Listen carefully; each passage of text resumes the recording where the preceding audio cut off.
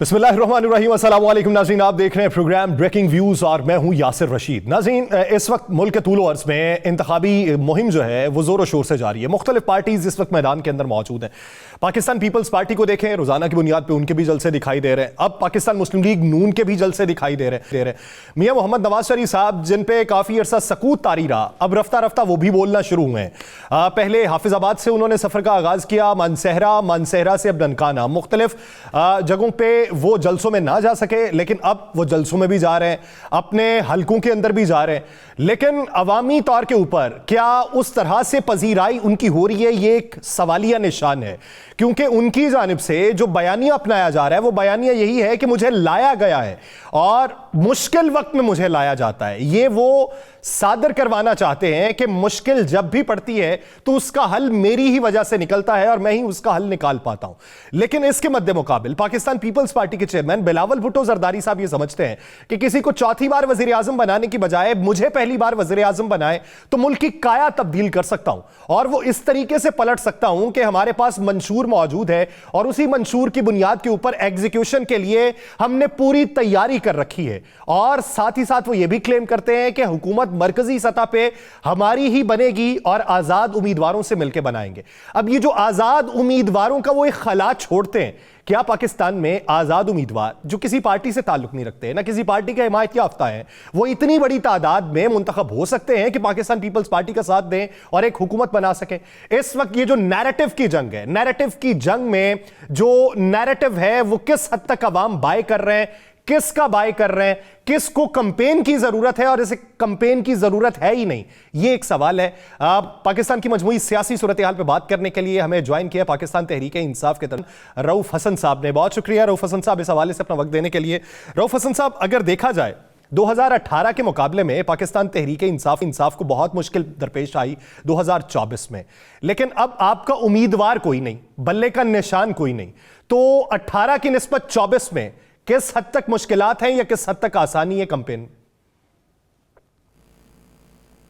बहुत मेहरबानी जी।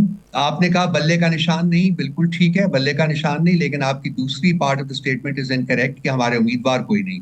ये पीटीआई के नॉमिनेटेड उम्मीदवार हैं जो कि पाकिस्तान की हर कंस्टिट्यूएंसी से इस वक्त खड़े हैं, नेशनल एंड प्रोविंशियल। सो उम्मीदवारों की ना हमें कमी थी ना है, बल्कि आप ही के चैनल्स के ऊपर लोग बैठ के ये दावा किया करते थे जी कि हमें उम्मीदवार मिलेगा कोई नहीं और हम छोड़ देंगे, अगर हम उम्मीदवार मिला तो हम पॉलिटिक्स छोड़ देंगे। अब इन लोगों को मैं याद दहानी कराना चाहता हूं कि वो पॉलिटिक्स छोड़ दें। तो उम्मीदवारान हमारे पास बहुत हैं, मुश्किल डेफिनेटली है, आप भी देख रहे हैं, सारा मुल्क देख रहा है कि पिछले 2 साल से और more particularly since May of this year, last year, हमारे ऊपर रियासती जुल्म, जबर और फस्तायत जो है उसका जिस शिद्दत से मुजाहरा किया गया है वो कोई ढकी छुपी बात नहीं है, वो सब पर आया है। उसके बावजूद पाकिस्तान तहरीक इंसाफ की सबसे बड़ी अचीवमेंट यह है कि पाकिस्तान तहरीक इंसाफ आज भी मौजूद है। आज भी वो पाकिस्तान की हर कंस्टिट्यूएंसी के ऊपर अपने उम्मीदवारान खड़े करने की पोजीशन में है। आज भी उसका वर्कर उसके साथ है। आज भी इमरान खान साहब की मकबूलियत दिन ब दिन बढ़ रही है। आज भी उसका हमारा वर्कर जो है वो चार्ज्ड है, वो पैशनेट है कि जी हमने 8 फरवरी को बाहर निकल के वोट करना है और हमने इमरान खान को वापस लाना है। सो जो हमारे जो नाकदीन थे, जो हमारे ऑपोजिट कैंप में खड़े थे, जिस तरीके से वो पाकिस्तान तहरीक इंसाफ को कमजोर करना चाहते थे, इवन खत्म करना चाहते थे, वो बिल्कुल उसमें कामयाब नहीं हुए और ये हमारी सबसे बड़ी स्ट्रेंथ है। और इसी की वजह से मैं देख रहा हूँ कि उनकी सफ़ों में बहुत ज़्यादा फ्रस्ट्रेशन जो है वो दाखिल होती जा रही है और वो बेहुदा इकदाम लाइक इंटरनेट को स्लो कर देना या एक लाहौर में सेक्शन 144 जो है वो उसका इतलाक कर देना और इस तरह के और इंतहाई बेहुदा इकदाम जो है वो कर रहे हैं। अच्छा रऊफ हसन साहब, जिस तरीके से देखा जाए और इसके आग के दरिया से गुजर जाएंगे, मैं आपको यकीन दिलाता हूँ इलेक्शन डे के ऊपर जीत हमारी होगी। रऊफ हसन साहब, जिस तरीके से बैरिस्टर गौहर या दीगर पीटीआई के रहनुमा वो मौजूदा वक्त के अंदर अपने अल्फाज के चुनाव में बहुत मोहतात हैं, धीमे लहजे में बात करते हैं, लेकिन हमने अक्सर औकात देखा है कि आपके नाम से मंसूब जो स्टेटमेंट्स जारी होती हैं उसमें बड़ा करख्स लहजा होता है। आप समझते हैं कि इससे पार्टी और ज़ेरे इताब नहीं आएगी? देखिए, हमारा करख्त लहजा नहीं होता, हमारा फैक्चुअल लहजा होता है। सही। आप क्या हम चोर को चोर ना कहें? क्या बता दीजिए, मुझे कोई लफ्ज बता दीजिए। क्या हम डाकू को डाकू ना कहें? मुझे कोई लफ्ज बता दीजिए। जिन्होंने मुल्क को लूटा है, क्या हम उनको मुल्क के दोस्त कहें? या उनका जो जुर्म है वो आवाम पर आश्कार करें? क्या ये हमारी रिस्पॉन्सिबिलिटी नहीं है एज ए पोलिटिकल पार्टी? तो ये सारी चीजें जो हैं उसमें बिल्कुल तल्ख नहीं होता। मैं उसमें तल्खी कभी नहीं डालना चाहता। कोई उसमें अनरियल बात नहीं होती। जो भी हमारी स्टेटमेंट आती है वो हकायक पर मबनी होती है। मैं एक एक स्टेटमेंट आपके साथ डिस्कस कर सकता हूँ। सही। और लेकिन इसके साथ साथ आप देखिए कि हमारे बारे में क्या अल्फाज इस्तेमाल किए जाते हैं। वो भी जरा उनको भी जरा उनके ऊपर भी थोड़ा सा ध्यान किया जाना चाहिए, क्योंकि हमारे बारे में जो अल्फाज इस्तेमाल किए जाते हैं वो इंतहाई ऑब्जेक्शनेबल है। बल्कि अभी जहांगीर खान तरीन साहब ने माफी भी मांगी है अपनी जी, एक उन्होंने अपने स्टेटमेंट के ऊपर जो उन्होंने दिया। जी जी, उन्होंने कहा है कि मैं जातियात के ऊपर बात नहीं करना चाहता था, लेकिन वो किसी और कॉन्टेक्स्ट में वो बात ली गई। रऊफ हसन साहब, ये बताइएगा कि पाकिस्तान पीपल्स पार्टी के चेयरमैन बिलावल भुट्टो जरदारी साहब ने अपने एक इंटरव्यू में ये इशारा दिया और उन्होंने बैनुल अक़वामी एक इदारे को भी इंटरव्यू देते हुए ये बात कही है कि हम हुकूमत बनाएंगे आज़ाद उम्मीदवारों के साथ मिलकर, और वो हमसे रवाबित में है। तो फर्स्ट थॉट में जो बात जहन में आती है वो यही आती है कि पाकिस्तान तहरीके इंसाफ के आज़ाद उम्मीदवार हो सकते हैं, क्योंकि दूसरे जो आज़ाद उम्मीदवार हैं वो इतनी बड़ी तादाद में नहीं हो सकते कि पीपल्स पार्टी उनके साथ मिलकर हुकूमत बना ले। तो अगर इस तरह के रवाबित है तो उनको कैसे खत्म कर पाएंगे? देखिए, जमीरों की मंडी लगाना जो है वो पीपल्स पार्टी का काम है। आपको याद होगा कि जब हमारी हुकूमत गिराई गई थी तो सिंध हाउस में जमीरों की मंडी लगी थी, पैसे दिए गए थे, जमीर खरीदे गए थे, और उसी की बेसिस के ऊपर हमारी हुकूमत जो है वो गिराई गई थी। हमें इस बारे में कोई शक नहीं है और हमें कोई जोम भी नहीं है कि ये लोग जमीर खरीदने की कोशिश करेंगे। लेकिन एक चीज जो है वो बदल चुकी हुई है सिंस द लास्ट टाइम इन्होंने जमीर खरीदे थे। वो ये है कि आज पीटीआई का जो उम्मीदवार है, जो नॉमिनेटेड उम्मीदवार है, वो पीटीआई का डिवोटेड आइडियोलॉजिकल वर्कर है। पीटीआई की एक नेचुरल क्लेंसिंग हुई है पिछले 2 साल में, जब rats they jump the ship into the political oblivion, political death. वो उनके जाने से जो पार्टी है वो अपने आइडियोलॉजिकल रूट्स की तरफ पलटी है, वापस आई है। और आज पार्टी जो मैं देख रहा हूं वो वही पार्टी है जो कि किसी जमाने में बनी थी, जो उसके ख्वाब थे, जो उसके ऑब्जेक्टिव्स थे। और आज ये वर्कर्स जिनको हमने नॉमिनेट किया है वो बिकने वाले लोग नहीं हैं, वो पीटीआई के आइडियोलॉजिकल वर्कर्स हैं। वो खान साहब की विजन, खान साहब का जो जज्बा है उसके साथ खड़े हैं। वो किसी ऑफिस को सिक्योर करने के लिए इलेक्शंस में हिस्सा नहीं ले रहे। सो मेरा नहीं ख्याल कि जी ये जो मंडी जमीरों की लगाने के माहिर हैं बिलावल साहब के वालिद साहब और उनकी बाकी पार्टी के लोग, वो इस दफा उस मंडी को लगाएंगे भी तो कामयाब नहीं होगी। अच्छा रऊफ साहब, ये बताइए कि अखलाकी तौर पे किसी और के साथ जुड़ना, किसी के नाम पे वोट लेना और किसी और के साथ जुड़ना वो गलत है। क्या कानूनी तौर के ऊपर आप उन लोगों को रोक पाएंगे? क्योंकि कहा यह जा रहा है कि इलेक्शन एक्ट 2017 के रूल्स 94 के तहत कोई भी आज़ाद उम्मीदवार वो 3 दिन में किसी ऐसी पार्टी में शमूलियत इख्तियार कर सकता है जिसका कम अज कम एक उम्मीदवार जीता हुआ हो। अब पीटीआई के प्लेटफॉर्म से तो कोई उम्मीदवार जीता हुआ नहीं होगा, तो उन लोगों को कैसे रोका जाएगा? देखिए, हम इन तमाम चीजें जो हैं हम इनके ऊपर, ये हमें मालूम है, हम इनके ऊपर डिबेट की है और हमने अपने बैकअप ऑप्शंस जो हैं उनको तैयार किया हुआ है। ये जब सिचुएशन आएगी, इस किस्म की सिचुएशन आएगी, अभी तो हमारा टोटल फोकस जो है वो इलेक्शंस के ऊपर है। इलेक्शंस गुजर जाते हैं जब, तो उसके बाद हम इन चीज़ों के साथ डील करेंगे। हमारे पास बैकअप ऑप्शंस मौजूद हैं और ये डेफिनेटली ये जो आज़ाद उम्मीदवार जब जीतेंगे तो इनको एक पोलिटिकल पार्टी मुहैया होगी जिसको ये ज्वाइन करेंगे और हुकूमत में शरीक हों। अच्छा, यानी वो पॉलिटिकल पार्टी जो मुहैया होगी वो पीटीआई के अलावा भी कोई और हो सकती है? मैं उस बारे में कोई ज्यादा डिस्कशन इस वक्त नहीं कर सकता। सही। I am sorry about that, but I can not discuss it any further. अच्छा रऊफ साहब, आप क्या समझते हैं कि पार्टी के ही रहनुमा, मरकजी रहनुमा एक दूसरे के खिलाफ बयानबाजी करते रहें तो उससे पार्टी के ऊपर क्या इफेक्ट आता है? यानी आप शेर अफजल मरवत के बारे में आपने बातें की, उन्होंने अवामी मजमे में खड़े होकर आपके बारे में बातें की, तो इस तरह की जो राय जनी है वो अवामी सतह के ऊपर पार्टी को कमजोर नहीं करती? For me it's a dead end barred chapter sir. वो इतनी बड़ी पॉलिटिकल पार्टी जब होती है तो उसमें इख्तलाफात हो सकते हैं, डिफरेंस ऑफ ओपिनियन हो सकता है, तो उसको एक पैराए में उसका इजहार किया जाता है। मैं एज पार्टी के तर्जुमान के तौर के ऊपर पार्टी की जो पॉलिसी है उसको स्टेट करता हूँ, इसमें मेरा जाती अमल दखल नहीं होता, ठीक है। लेकिन वो एक डेड एंड बैरेड चैप्टर है, वो खत्म हो चुका हुआ है और मैं इसको दोबारा से इग्नाइट करने की बिल्कुल कोशिश नहीं करूँ। ठीक, रऊफ हसन साहब, एक मजमूई अंदाजे के मुताबिक क्या समझते हैं कि आपके हिमायत याफ्तगान मुल्क के तूलो अर्ज में कितनी नशिस्तें निकाल सकते हैं? जिस तरह से दावे तो हर कोई कर रहा है, पाकिस्तान मुस्लिम लीग नून तो पंजाब से 125 सीटों के दावा कर रही। देखिए, अगर आप इस मुल्क में free, fair and inclusive elections जो हैं वो इंश्योर करें, अगर आप इस मुल्क में लेवल प्लेइंग फील्ड आपने दिया होता, अब तो सिर्फ 10-12 दिन रह गए इलेक्शंस में, आज भी देखिए कल एक सेक्शन 144 तक लग गया है लाहौर में, ताकि और हमारे जो हमारे कैंडिडेट्स हैं उनके घरों के ऊपर पुलिस जो है उसका वो पहरा दे रही है इस वक्त, ताकि वो अपनी पॉलिटिकल एक्टिविटी शुरू ना कर सकें। अगर ये सब कुछ करते हैं तो हम कम से कम 150 से 175-80 सीट्स तक बड़ी आसानी से पूरे मुल्क से जीत सकते हैं। इस वक्त हमारी जो रेटिंग्स हैं वो 80% प्लस है, केपी में हमारी रेटिंग्स 90% प्लस हैं, तो हमें सीटें जीतने से कोई रोक नहीं सकता, सवाए अगर आप इलेक्शंस में इस हद तक धांधली करें कि वो झरलू इलेक्शन बन जाए जिनको ना पाकिस्तान में और ना ही दुनिया में कोई कबूल करे, वो एक और कहानी है। लेकिन फ्री फेयर इलेक्शंस में हम लोग we by far the most dominant political party, और मेरा नहीं ख्याल कि इतनी पॉपुलैरिटी आज तक इलेक्टोरल प्रोसेस में पाकिस्तान की इलेक्टोरल हिस्ट्री में किसी और पॉलिटिकल पार्टी को इतनी पॉपुलैरिटी हासिल हुई है जितनी कि इस वक्त पीटीआई को और इमरान खान साहब की जात को है। सो हमें कोई शक नहीं है कि हम 2/3 मेजॉरिटी या इससे भी ज्यादा के साथ हुकूमत बनाने की पोजीशन में हो सकते हैं। लेकिन ये इलेक्शन कमीशन की जो डुप्लिसिटस पॉलिसी है, तो इस पॉलिसीज के बावजूद हमने इस जुल्म का जबर का को बर्दाश्त किया है, सहा है, और आज भी हम खड़े हैं। आज भी हम पाकिस्तान की हर कॉन्स्टिट्यूएंसी में हमारा उम्मीदवार खड़ा है। ये बजाते खुद एक बहुत बड़ी जीत है हमारी।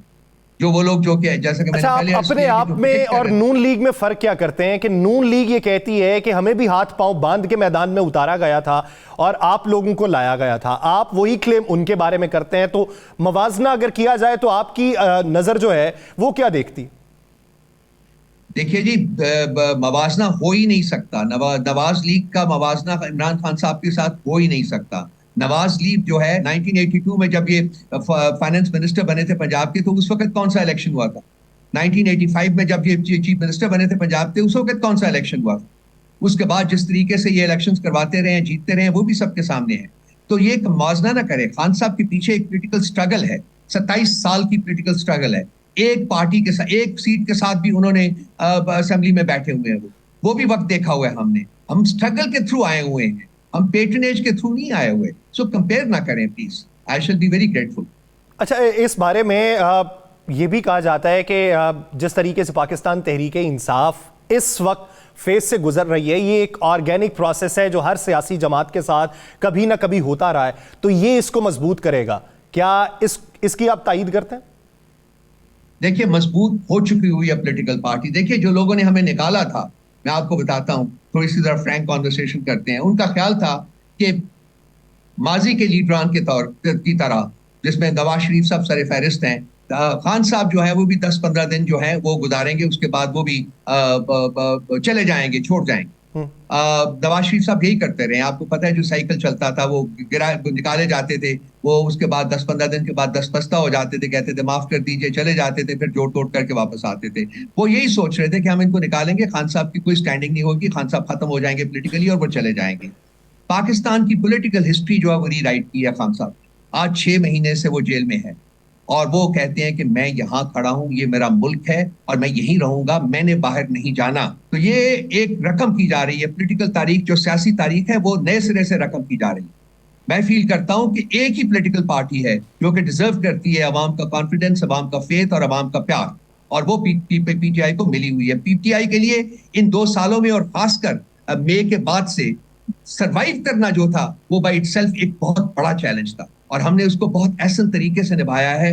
आज भी हम अपनी पूरी ताकत के साथ खड़े हैं, मैदान में हैं और सियासी लड़ाई जो है, सियासी जद्दोजहद जो है उसको जारी रखते हैं।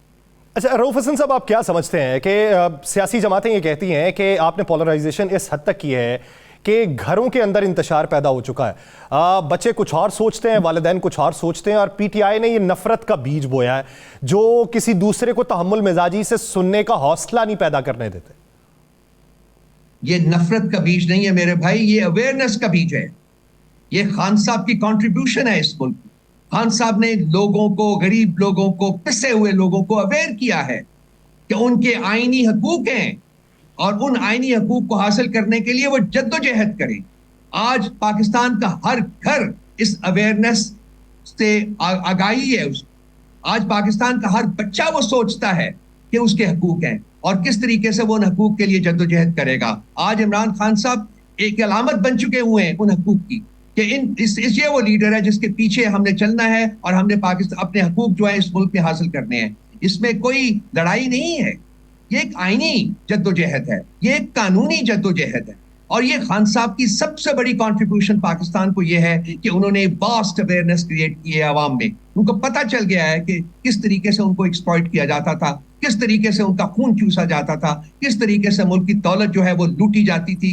ये सब चीजें वो उसके बाद वो उनको अब इससे आगाही हुई है। इसीलिए वो आज अपने पांव पे खड़े होके बाबांगे दोहल कहते हैं कि हाँ हम अपने हकूक लेंगे। ये आगाही है, ये कोई डिविजन नहीं है। इसको वैसे मत लीजिए, ये पॉलिटिकल स्ट्रगल का एक हिस्सा होता है और ये ट्रांसफॉर्मेशन की आगाही देता है, ट्रांसफॉर्मेशन को इंडिकेट करता है कि मुल्क जो है ट्रांजिट कर रहा है एक डेप्रिवेशन की स्टेज से, एक अंधेरे में रहने की स्टेज से एक अवेयरनेस की स्टेज के ऊपर ये ट्रांजिट कर रहा है। और आने वाला जो कल है, मुझे यकीन है कि वो इस मुल्क के लिए बहुत खुशगवार होगा, बहुत अच्छा होगा। उसकी एक ही शर्त है कि पाकिस्तान में free, fair and inclusive elections हों और जो अवाम का मैंडेट लेके आए उसको हुकूमत दी जाए, उसको आगे अपना प्रोग्राम जो है उसको इम्प्लीमेंट करने दिया जाए। ये बहुत जरूरी है, इसको नहीं रोकना चाहिए। रऊफ हसन साहब, ये बताइएगा कि क्या ये मुमकिनात में से है कि इलेक्शन डे से पहले आपके कोई उम्मीदवार तब्दील भी हो जाए, किसी और की हिमायत का ऐलान कर दें आप लोग?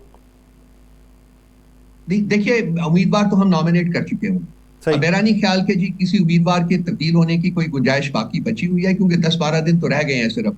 लेकिन कोई इमरजेंसी हो सकती है, मुझे नहीं पता कि क्या कोई हो सकता है। क्योंकि बहुत सी बातें ये गर्दिश कर रही हैं कि अगर इतवार को कोई उम्मीदवार नहीं निकलता, वो रैली नहीं करता, तो उस हल्के में उम्मीदवार तब्दील भी कर दिया जाएगा। ये हिदायत आई है, क्या इस ज़मन में कोई है? देखिए ये रिपोर्ट हुआ है, खान साहब की स्टेटमेंट है, हमने आज अपना बयानिया जारी किया है। इस सिलसिले में हमने कहा है कि जी आप इतवार को निकले। एंड आई एम श्योर, देखिए एक चीज हम भूल जाते हैं कि इस वक्त माहौल क्या क्रिएट किया गया है, खासकर पंजाब। आप देखिए कितने लोग हैं इस वक्त जेलों में। आप देखिए कि जो लोग पकड़े गए हैं उनके साथ क्या बर्ताव रखा गया है। आप देखिए ये सब चीजें जो है ये इंडिकेटर्स हैं हमारे लिए गेज करना कि अगर लोग नहीं निकलते तो उसकी वजूहात क्या है। इसलिए नहीं कि वो निकलना नहीं चाहते, इसलिए कि वो 8 फरवरी का इंतजार कर रहे हैं। वो बैठे हुए हैं कि जी हमने जो अपना जो इन सारे नाइंसाफियों का, इन सारे जुल्मों का बदला जो है वो वोट की ताकत से लेना है। और यही हमारा मैसेज भी है अपने लोगों को, अपने वोटर्स को, अपने फॉलोअर्स को, अपने सपोर्टर्स को। 8 फरवरी मार्क करें अपने कैलेंडर के ऊपर, 8 फरवरी को आपने बाहर निकलना है और वोट डालना। और वही वोट की ताकत से ये मुल्क की तकदीर जो है वो बदलेगी। यही हमारा मैसेज है। रऊफ साहब, एक आखिरी सवाल, जिस वेबसाइट के ऊपर आपने अपने हतमी उम्मीदवारों और उनके निशानों का ऐलान किया, वो चल रही है? जी वो चल रही है। उसको कुछ बेहुदा लोगों ने उसको ब्लॉक करने की कोशिश किया और कुछ और बेहुदा लोगों ने उसके साथ एक एस को निकाल के एक पैरेलल किस्म की पोर्टल जो है वो भी शुरू कर दी है। ये खौफ देखिए पीटीआई का, ये खौफ देखिए इमरान खान का, किस तरीके से इन लोगों के सरों पर मुसल्लत है। जब हमारा जलसा होता है वर्चुअल तो उस वक्त इंटरनेट गायब हो जाता है। जब हमारा कुछ छोटी सा एक जलसा बनता है, वो इस लाहौर में कोई लोग निकलते हैं बाहर तो 144 इम्पोज कर देते हैं। मुझे बताइए कि कहां स्पेस दी है इन्होंने हमें, कहां स्पेस दी है कि हम अपनी पॉलिटिकल एक्टिविटी करें। उसके बावजूद हम खड़े हैं। उसके बाद हमारा फोकस जो है वो पॉजिटिव है। हमारा फोकस 8 फरवरी के ऊपर है। हम अपने लोगों को कहते हैं निकलें, वोट दें और पाकिस्तान में चेंज लाएं, तब्दीली लाएं, जेन्युइन तब्दीली लाएं। यही हमारा मिशन। अवाम निकले, वोट दें और पाकिस्तान के अंदर तब्दीली लाएं। बहुत शुक्रिया रऊफ हसन साले से अपना वक्त देने के लिए। नाज़रीन, इसी सियासी मंजरनामे के ऊपर बात करेंगे मुख्तलिफ और रहनुमाओं से, लेकिन एक शॉर्ट ब्रेक के बाद कहीं नहीं जाएगा। Stay with us.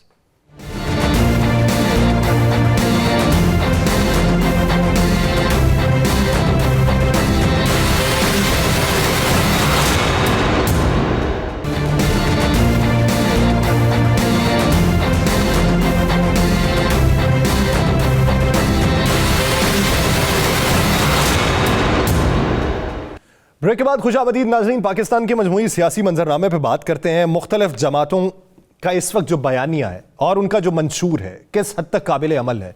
इस वक्त जो नारे लगाए जा रहे हैं, क्या ये पोलराइजेशन की सियासत है या माजी में हो चुकी या मुस्तकबिल में और देखने को मिलेगी? इस वक्त का तर्ज सियासत जो है ये मुस्तकबिल में हमारी नई नस्ल के ऊपर क्या इम्पैक्ट डालेगा? अभी जो शिद्दत पसंदी नज़रियात के अंदर हमें देखने को मिल रही है, क्या माजी में भी ऐसी थी या पहली बार इसका मुजाहरा हो रहा है? ये वो बुनियादी सवालात हैं जिनके जवाब जानने के लिए हमने रब्ता किया। एमकेएम के रहनुमा रेहान हाशमी साहब हमारे साथ मौजूद हैं, सीनियर तजियाकार पीजे मीर साहब हमारे साथ मौजूद हैं, पाकिस्तान पीपल्स पार्टी के रहनुमा बैरिस्टर आमिर हसन साहब हमारे साथ मौजूद हैं। मैं तीनों हज़रात का बेहद मशकूर हूँ। सबसे पहले रेहान हाशमी साहब आपकी तरफ आऊँगा। इधर पाकिस्तान मुस्लिम लीग नून की टिकट्स की तकसीम थी तो हमने बड़ा वावेला मचाया कि दरीना कारकुन थे, उनको पसे पुश डाल के किसी और को दे दिया गया। लेकिन मैं उस वक्त हैरत के अंदर मुब्तला हुआ कि जब आपके नाम का भी टिकट जारी नहीं हुआ, तो मेरे लिए वो हैरत की बात थी।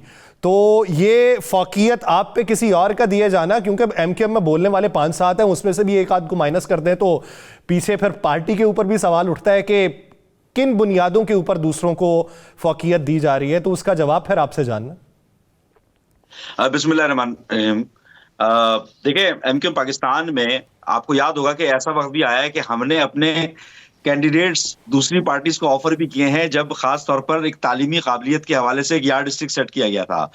और मैं इस बार अगर लड़ नहीं रहा तो इलेक्शन लड़ाऊंगा मैं। और हम कोई प्रोफेशनल पॉलिटिशियंस तो हैं इस बार किसी सीट पर हमारा किंग मेकर हक है। जी, इस बार किंग मेकर है। हाँ, हम लड़वाएंगे। और देखें, हम तरजीह देते हैं उन लोगों को कि जो कि किसी न किसी एरिया में एक्सपर्टीज रखते हैं, और हम इलेक्टेबल्स तो हैं नहीं। तो लेट्स सी, इंशाल्लाह हमसे अच्छा कैंडिडेट होगा और बेहतर अंदाज में सर्व करेगा। हम बैकअप पे मौजूद हैं। जब पार्टी चाहेगी, हम जैसे और भी जो सीनियर्स लोग हैं उनको जब जरूरत होगी हस्ब जरूरत लड़वाएगी भी। और जो एक्सटेम्पोर ऑरेटर्स हैं वो एमकेएम उस पर मशहूर है, मारूफ है। जो फन खिताबत है एमकेएम का, खास तौर पर वो एपीएमएसओ के लेवल पे स्टूडेंट लेवल से ही ग्रूम भी करते हैं और नर्चरिंग भी कर रहे होते हैं। तो मैं समझता हूं कि बहुत सारे ऐसे लोग हैं जो आप देखेंगे आइंदा आने वाले पॉलिटिकल एरिया में, जो कि कराची के बिलखुसूस और सिंध के और पाकिस्तान के हकूक की खुलकर बात भी कर रहे होंगे, forum of the house assembly में भी बात कर रहे होंगे। सही। आमिर हसन साहब, पिछले कुछ दिनों से चेयरमैन पीपल्स पार्टी ये बबांगे दोहल दावा कर रहे हैं कि बेशुमार आज़ाद उम्मीदवार जो हैं वो हमसे राबितों में हैं और उन्हीं के साथ मिलकर पाकिस्तान पीपल्स पार्टी हुकूमत बनाएगी। ये जो बेशुमार आज़ाद उम्मीदवार हैं, ये इशारा किस तरफ है? जो वाकई ही आज़ाद हैं या किसी पार्टी की हिमायत से आज़ाद हैं? किस तरह के उम्मीदवार हैं जो आपसे राबितों में? देखिए, मेरे ख्याल से ये कोई इतना अब मुश्किल नहीं है समझना। जो आज़ाद अरकान है, जाहिर है पीटीआई के पास सिंबल नहीं है। एक तो उसके आज़ाद अरकान होंगे और एक वैसे भी आज़ाद अरकान ज़्यादातर एक ट्रेंड लग रहा है इस दफ़ा इंडिपेंडेंट कैंडिडेट बहुत, क्योंकि पंजाब की जो सूरत हाल है वो बड़ी ही कंफ्यूज है। बड़ी मैं समझता हूँ पंजाब का वोटर भी एक मखमसे का शिकार है और एक गुमगू की कैफियत है अगर आप ग्राउंड में जाएं। तो मेरे ख्याल से वो नून लीग के खिलाफ एक बड़ी इंतहाई नफरत है। अब वो किस तरह उसका इजहार होता है, जमात की तरफ कन्वर्ट होती है, इंडिपेंडेंट कैंडिडेट्स की तरफ होती है, पीपल्स पार्टी मौजूद है अपनी पूरी सलाहियत के साथ, अपने कैंडिडेट्स के साथ। तो पंजाब क्योंकि इसे बैटलफील्ड समझा जाता है हमेशा इलेक्शंस का, तो पहली दफ़ा पंजाब के अंदर किसी की तरफ कोई वाज़ेह रुझान नहीं है। तो अब चेयरमैन साहब जो बात करते हैं, दोनों तरह के आज़ाद उम्मीदवार, जो आज़ाद उम्मीदवार यहाँ से आएंगे भी तो वो बहरहाल पीएमएलएन के खिलाफ आएंगे, और अगर वो पीटीआई से आएंगे तो वो तो शदीद मुखालिफत में आएंगे। तो अब दोनों तरह लामवाला जो उधर से आएंगे तो वो पीपल्स पार्टी उनके लिए ऑप्शन होगा, क्योंकि बड़ी कुव्वत के तौर पे पीपल्स पार्टी मौजूद होगी मरकज के अंदर। तो चेयरमैन साहब कोई दावा नहीं कर रहे हैं, वो जो ग्राउंड रियलिटी है पॉलिटिकल उसी की तरफ देख रहे हैं। और जो आपने एक बात की थी कि ये पॉलिटिकल, ये जो आजकल इतनी नफरत है या जिस सतह के ऊपर है, मैं समझता हूँ पाकिस्तान के अंदर पॉलिटिकल पोलराइजेशन बड़ी रही है। इस दफ़ा तो इलेक्शन कैंपेन में तो इलेक्शन कैंपेन ही नहीं नज़र आ रही, सिवाय पीपल्स पार्टी के आपको कोई नहीं मिलेगा जिस जमात ने बाकायदा इंतखाबी मुहिम चलाई है चारों सूबों के अंदर, और चारों सूबों में हर डिस्ट्रिक्ट तक जाके या डिवीजन तक जाके अपनी कैंपेन चलाई हो। तो मैं समझता हूँ इससे पहले इससे भी जहर आलूद कैंपेन हुआ करती थी जिसमें काफर और गद्दार तक के सर्टिफिकेट बांटे जाते थे। आज वो सूरत हाल नहीं है। लेकिन एक चीज ये भी जरूर है कि जनरल ज़िया की बाक़ियात में, जो डिक्टेटर ज़िया की बाक़ियात हैं, उन्होंने ये चाहा है कि ये इलेक्शन रेफरेंडम की तरह के हो जाएं। वो जो ज़िया का रेफरेंडम था, जिनका या रेफरेंडम था, तो मेरे ख्याल से वो वाला रेफरेंडम करवाने की कोशिश की जा रही है, जहाँ पे मुखालिफिन को कहीं बांधा जा रहा है, कहीं रोका जा रहा है, और फिर बातें वही की जा रही हैं। अगर पीपल्स पार्टी या हमारे चेयरमैन लाहौर में आके लड़ते हैं, तो हमारे PMLN वाले दोस्त कहते हैं कि ताने देने लगते हैं कि ये लाहौर है, ये पंजाब है, मतलब कोई जुर्रत ना करे। तो वो जो पुराना इनका अंदाज था, जाग पंजाबी जाग, तेरी पग नूं लग गया दाग, ये वही सियासत करने की कोशिश कर रहे हैं। लेकिन इसके बावजूद मैं समझता हूँ कि पंजाब के अंदर भी लोग पॉलिटिकल फैसले करेंगे और नफरत का इजहार करेंगे वो लोग जो इक़्तिदार में आने के लिए अवाम की बजाय किसी और पे नज़ार करते हैं। ठीक, पीजे मीर साहब, आप क्या समझते हैं पाकिस्तान पीपल्स पार्टी जो इस वक्त हिकमत अमली लेके चल रही है पाकिस्तान मुस्लिम लीग नून के अगेंस्ट, नून के अगर रहनुमाओं को देखें तो बेशतर रहनुमा ये कहते हैं कि हमें क़यादत ने मना कर रखा है इन इल्ज़ामात का जवाब देने के लिए। तो PMLN अगर PP के अगेंस्ट कुछ नहीं बोल पा रही तो किस मसलहत के तहत नहीं बोल पा रही?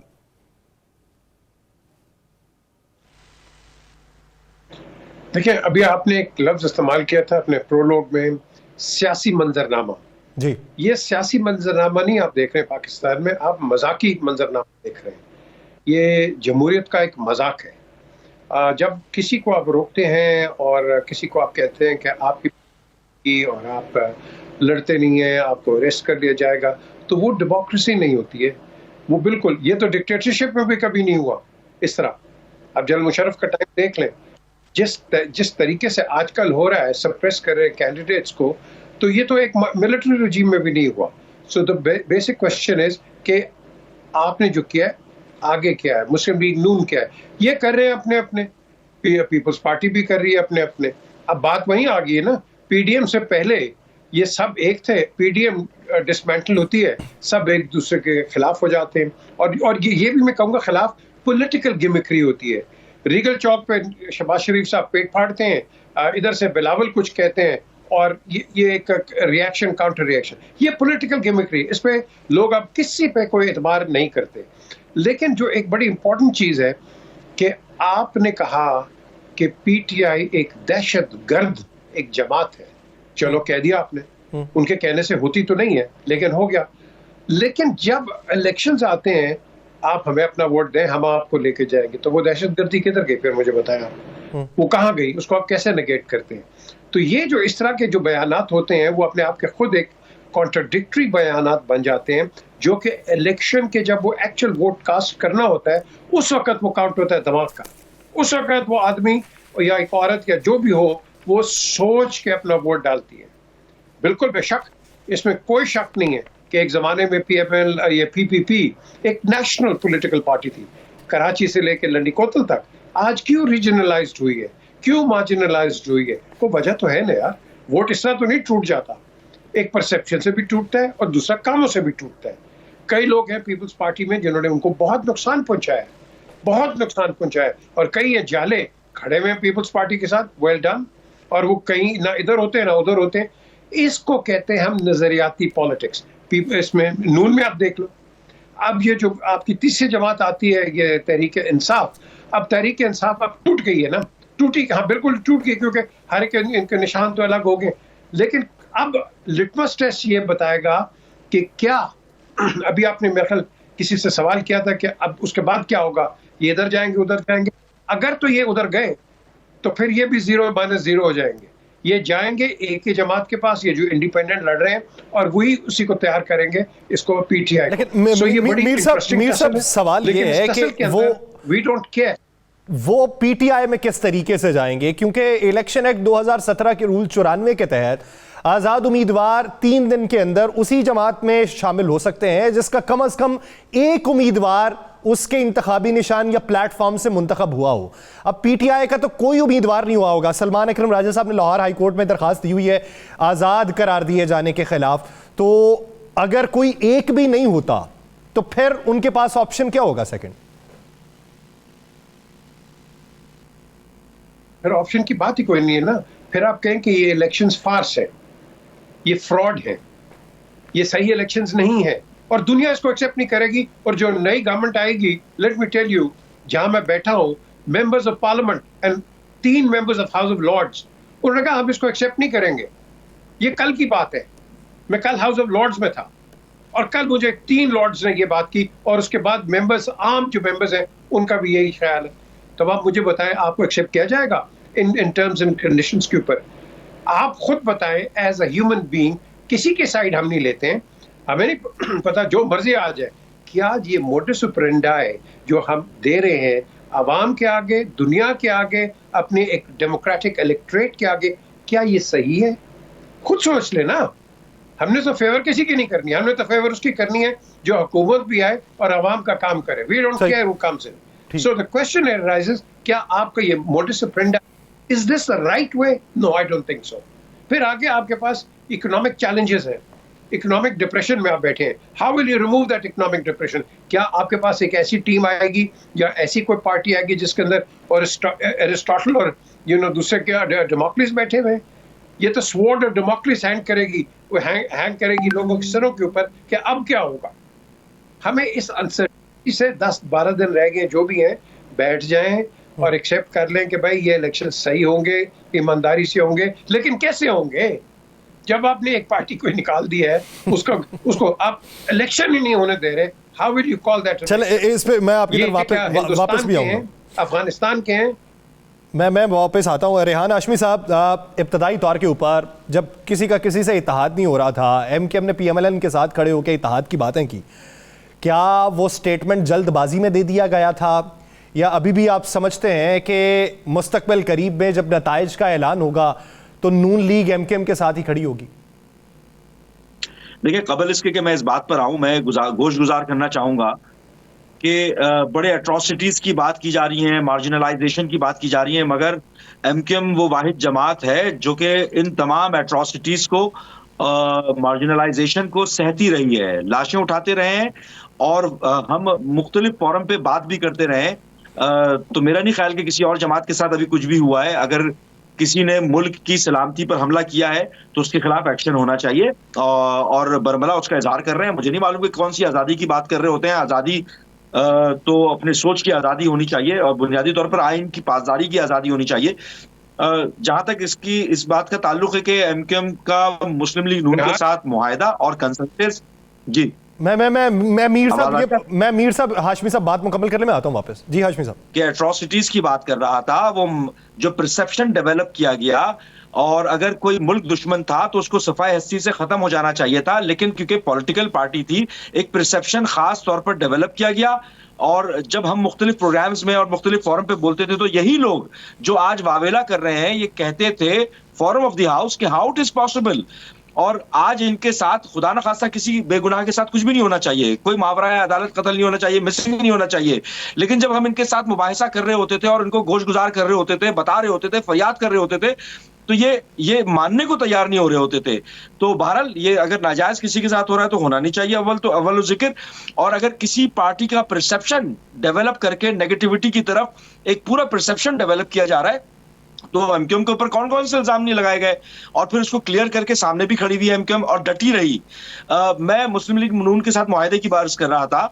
देखिए, वो तमाम मुतालबात जो PTI के साथ भी हुए, वही पीपल्स पार्टी के साथ हुए, और उन्हीं मुतालबात के नुकात के ऊपर मुस्लिम लीग नून के साथ भी बात की गई। हम बात क्या कर रहे हैं? हम तो सिर्फ ये कह रहे हैं कि रूट लेवल डेमोक्रेसी हो, आर्टिकल 140A का इतलाक हो, जो प्रोविंशियल फाइनेंस कमीशन तकरीबन 10 सालों से अर्बन एरियाज को नहीं दिए जा रहे। सिंध गवर्नमेंट पीपल्स पार्टी रोक कर बैठी हुई है, तो वो देना कब शुरू करेंगे? क्यों नहीं दे रहे? यूनिवर्सिटीज का अर्बन एरियाज में क़याम हो, कोटा सिस्टम एबॉलिश करना हो, एंड सो ऑन, इस तरह की चीजें। अच्छा, अब क्योंकि मुस्लिम लीग ने हमारे इस तजावीज को, खसूसी तौर पर कुछ आईनी तजावीज को भी, कि जो कि बुनियादी तौर पर नेशनल फाइनेंस कमीशन को मशरूत करना था प्रोविंशियल फाइनेंस कमीशन से, इसके ऊपर हामी भरी। आर्टिकल 140A का इतलाक, चाहे वो रूट लेवल डेमोक्रेसी और बल्दियाती निजाम को मुस्तहकम करना। देखें, एक आम आदमी के क्या मसाइल हैं, वो रूट लेवल डेमोक्रेसी क्यों चाहता है कि उसके घर के बाहर निकलते ही के साथ सड़क का, गटर का, पानी की तरसील का, लाइटों का, ये बुनियादी मसाइल उसके हल हों। तो एक आम आदमी को इससे ज्यादा बेचारे को किसी और चीज की अभी मौजूदा हालात में, खास तौर पर कराची हो या अर्बन एरियाज हो, उसमें इसी बात की तो फिक्र हो रही होती है। तो अगर ये कोई भी पॉलिटिकल पार्टी इस बात की तजदीद करती है कि जनाब अगर हम जीतेंगे और आकर इन तमाम नुकात को रिड्रेसल करने की कोशिश करेंगे, तो हम तो उससे मुआहदा करेंगे, उससे इस बात की तजदीद करेंगे कि जनाब आप आएंगे तो इन नुकात के ऊपर, इन तरामीम के ऊपर कोई ना कोई मैकेनिज्म डेवलप करेंगे, आदादी अक्सरियत मुकम्मल करने की कोशिश करेंगे, और इसमें कोई ऐसी गलत मुज़ायक़े की बात भी नहीं है। लेकिन सवाल ये भी पैदा होता है कि वो तमाम पॉलिटिकल पार्टी जिन्होंने पावर्स को, अथॉरिटीज को, फंड्स को सेंट्रलाइजेशन की 18वीं तरमीम के साए में सूबे ने अपने पास इख्तियारात मरकूज कर लिए हैं, तो वो फिर जमहूर की बात ना करें, क्योंकि जमहूरियत तो ये है कि जब आप निचली सतह तक इख्तियारात की मुंतकली करते हैं। ये कौन सी बात होगी कि पार्लियामेंटेरियंस के जरिए डेवलपमेंट का काम करवाया जा रहा है, और वो बड़ा फख्र है भाई, फिर बल्दियाती निजाम को खत्म कर दें आप आइन में से। चले, मैं बैरिस्टर आमिर हसन साहब, जिस तरीके से बात रेहाना हाशमी ने की, उनका रिबटल तो आप वो भी दे सकते हैं। मेरा सवाल ये है कि पाकिस्तान पीपल्स पार्टी के चेयरमैन बिलावल भुट्टो जरदारी आप इन दिनों अपने जलसों के अंदर ये बात कर रहे हैं कि पीटीआई जो है वो पीएमएलएन के इंतकाम का निशाना बनी हुई है, और हम भी बने थे। आज भी उन्होंने अपने जलसे में बेशुमार बातें की।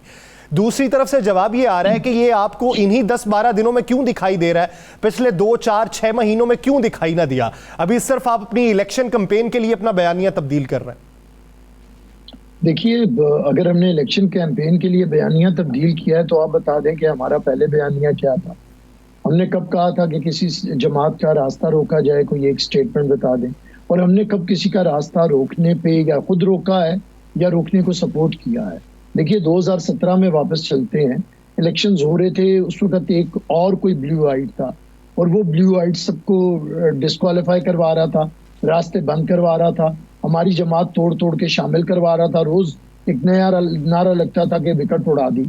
हम उस वक्त उसके खिलाफ, क्योंकि वो ताकत में था, और जो जेल में था उसके बारे में हम कोई गुफ्तगू नहीं कर रहे थे। आज भी जो जेल में है उसके बारे में हम खामोश हैं, और जो दूसरों को कह रहे हैं इसे भी हटा दो, इसे भी खत्म कर दो, और जिनकी साहबजादी फरमा रही है कि निशान मुझसे लो, मैं तुम्हें पेट्रोल बम दूं, क्या दूं, मैं निशान दूंगी, मैं ये ऐसे करूंगी, मैं ये तो पाकिस्तान पीपल्स पार्टी का कहाँ पे मौक़िफ़ बदला है? हमारा सारी जिंदगी का ये मौक़िफ़ है। हम सियासी तौर पे अपने सियासी मुखालिफिन का मुकाबला करते हैं, ना तो किसी को टेक्निकली नॉकआउट करते हैं, ना बाहर निकालते हैं, ना हम किसी को कहते हैं कि सियासी जमातें खत्म की जाएं। तो मैं समझता हूँ कि पाकिस्तान के अंदर जो सबसे बड़ा मसला है वो ये है कि ये लोग, क्योंकि इनका कोई मंशूर नजरिया नहीं है, बयानिए होते हैं, डे टू डे ये चेंज करते रहते हैं। हम लोग एक नजरियाती जमात हैं, हमारे बुनियादी असूल हैं, जिसमें दूसरा असूल जो हमारा है, चौथा असूल, वो है ताकत का सरचश्मा आवाम है। और ये हमने ना सिर्फ अपना असूल बनाया, हमने कॉन्स्टिट्यूशन के अंदर लिखा, और कॉन्स्टिट्यूशन को इस आवाम की जो बुनियादी हकूक है उन्हें गारंटी किया। तो मैं समझता हूँ कि पाकिस्तान पीपल्स पार्टी समझती है कि अगर ताकत का सरचश्मा आवाम है तो फिर वोट उसी का चलेगा, उसी के जरिए इक़्तिदार मिलेगा। अब मैं आ जाता हूँ, देखिए हमारे एमकेएम के जो दोस्त हैं जज्बाती हो जाती हैं इलेक्शंस में। माशाल्लाह ये वो जमात है जो हमेशा हुकूमत में रही है, इतनी खुशनसीब जमात। ये बल्दियाती नाज़िम थे, ये उस वक्त मेयर थे फारूक सत्तार साहब जनरल ज़िया के दौर में, उसके बाद से लेके आज तक जनरल ज़िया का दौर, बीबी की हुकूमत, मियाँ साहब की हुकूमत, फिर बीबी की हुकूमत, मियाँ साहब की हुकूमत, फिर मुशर्रफ की हुकूमत, फिर हमारी हुकूमत, फिर उसके बाद मतलब काफली की हुकूमत, फिर हमारी हुकूमत, फिर पीटीआई की हुकूमत, फिर पीडीएम की हुकूमत। माशाल्लाह हर बीच में से आप पीएमएलएन की हुकूमत निकाल गए, चल वो भी डाल लें, तो सब में ये मौजूद है। पीडीएम मैंने कह दिया, ये सब में मौजूद रहते हैं हमेशा, लेकिन हमेशा ऐसे शिकवे करते हैं जिन्हें इक़्तिदार इनके करीब से नहीं गुजरा। मैं इन्हें फिर कहता हूँ, इनके अगर जो जायज मुतालबा है बिल्कुल वैसे तो आप भी मरकजी सतह पे हुकूमत में रहे हैं, लेकिन मुराद अली शाह साहब के बकौल कभी लेवल प्लेइंग फील्ड आपको भी नहीं मिली। देखिए, अब चले मैं आपको एग्जांपल दे देता हूँ, शायद आप 88 में हमें कोई लेवल प्लेइंग फील्ड नहीं मिली थी।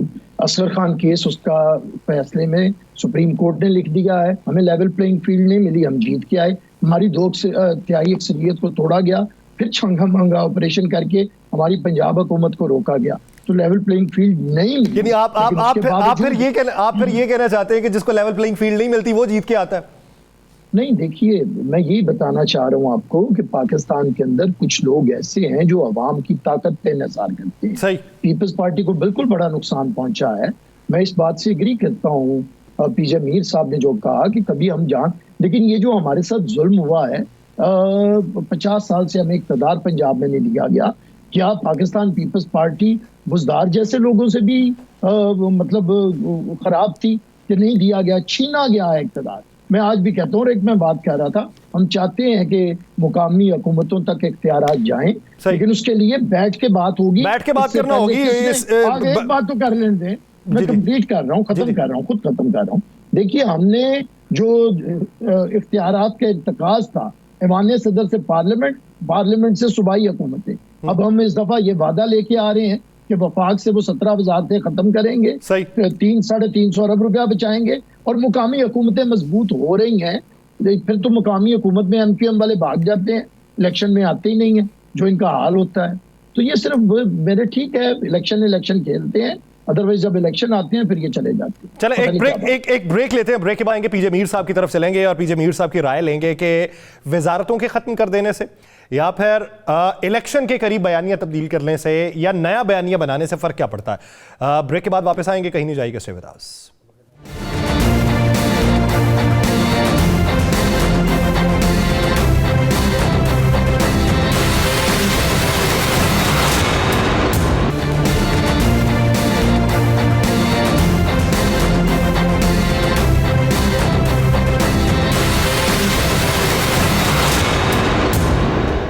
ब्रेक के बाद खुशामदीद नाज़रीन। पाकिस्तान पीपल्स पार्टी ने जिस तरीके से बातें की है, पीजे मीर साहब से जानते हैं। पीजे मीर साहब, आप रेहान हाशमी साहब को कोई जवाब देना चाहते थे उस वक्त, लेकिन आपकी आवाज़ नहीं आ पा रही थी। आप ही की बात के ऊपर रेहान हाशमी साहब उस वक्त बोल रहे थे कि खामोशी तारी होती थी किसी वक्त में।